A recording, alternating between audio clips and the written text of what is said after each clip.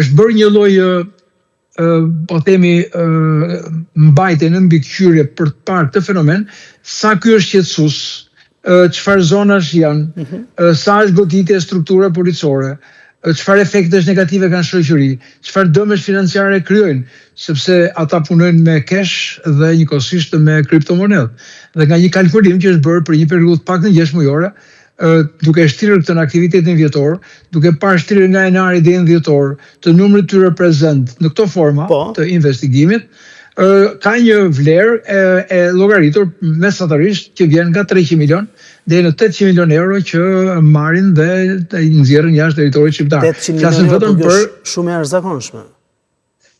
Mund të bëhet një kalkulim, mund të hyni ta shikoni dhe mund të bëhet një përllogaritje. Ne përdorëm një lloj metode për të bërë një kalkulim të tillë, duke pasur dhe ekspertët tanë të ekonomisë që bëjnë një kalkulim të afërt që vjen minimumi është 300 milion euro, që përdorin pa shtrirë efektin e BNB-ve dhe pa shtrirë efektet të tjera.